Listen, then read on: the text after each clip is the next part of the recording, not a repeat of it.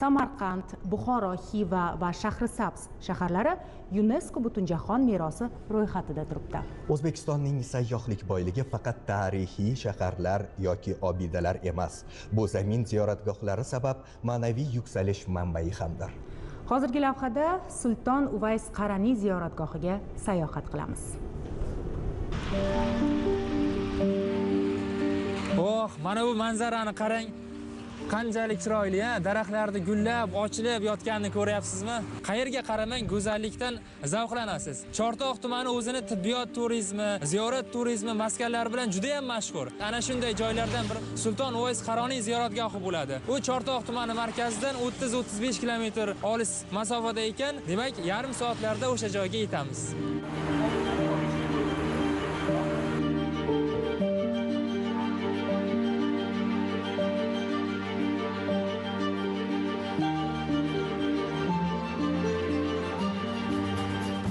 Sulton Uvays Qaroniy ziyoratgohiga ham yetib keldik. Bu yerda qarang, haqiqatda juda ham chiroyli ekan.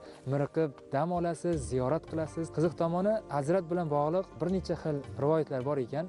Ulardan biri Hazratni onalari Bibi Naima onamiz vaqt soati yetib vafot etgan ekanlar va o'sha vaqtda ularni dafn etish uchun yuvishga suv topolmagan Hazrat Parvardigorga nido qilib mushkullari yechilishini so'ragan ekanlar.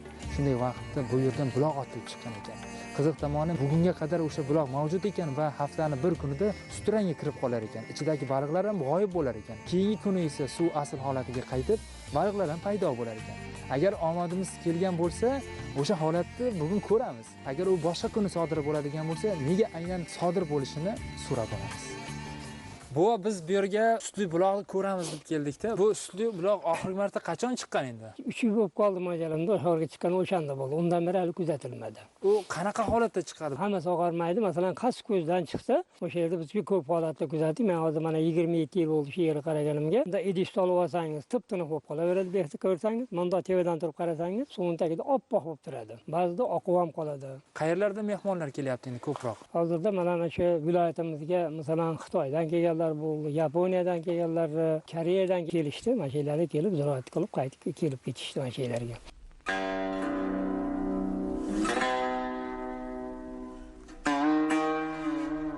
Bu yerda ulkan bir xazina jamlangan ekan, qarang. Mana ularning orasida eng ulug'i ushbu Qur'on nusxasi O'zbekiston musulmonlar idorasida saqlanadigan Kufiy xatida bitilgan Qur'oni Usmoniydan keyin hajmi jihatdan ikkinchi o'rinda turadi. Bo'yi ham uzunligi 74, eni 51 santimetrda. Mana shu qalinligi esa 12 santimetrni tashkil qiladi. Og'irligi ham naq 21,5 kilogrammga teng. Jami sahifalari 426 sahifadan iborat va har bir sahifasida 13 qatordan Qur'on oyatlari bitilgan. Juda ham bir qadimiy qo'lyozma. Bu avloddan avlodga o'tib kelib, keyinchalik mana shu yerga topshirilgan ekan. Yana Payg'ambarimiz sollallohu alayhi vasallam hayotlari davomida o'zlari muborak xalqalarini ham shu kishiga jo'natganlar. Hazrati Umar radhiyallohu anhu bilan Hazrati Ali radhiyallohu anhu qabul qilib olib, kelib topshirishar ekan. Sulton Uvays Qaraniy bobomiz qabul qilib olib, boshlariga Payg'ambarimiz muborak choponlarni qo'yib, yuzlari bilan tuproqqa yuzlanib, "Ey pokiy Parvardigori, Payg'ambarimiz o'zlari muborak choponlarni Hazrati Umarul Foruq bilan Hazrati Ali radhiyallohu anhuga berib, meni shafiy qilib o'zingdan barcha ummatlarimizga shafaat so'rashni so'rabdilar. Qachoniki barcha ummatlarimizni barcha gunohlarni kechirmaguningcha men Payg'ambarimiz muborak choponlarni kiya olmayman deb so'rab turib olarkanlar. Har so'raganlarda o'sha mahalda ummatlarning gunohini kechdim deb turarkan Alloh taolo. Hozirda shu kishiga berilgan muborak choponlari Turkiyada saqlanyapti. Hozir ham bor.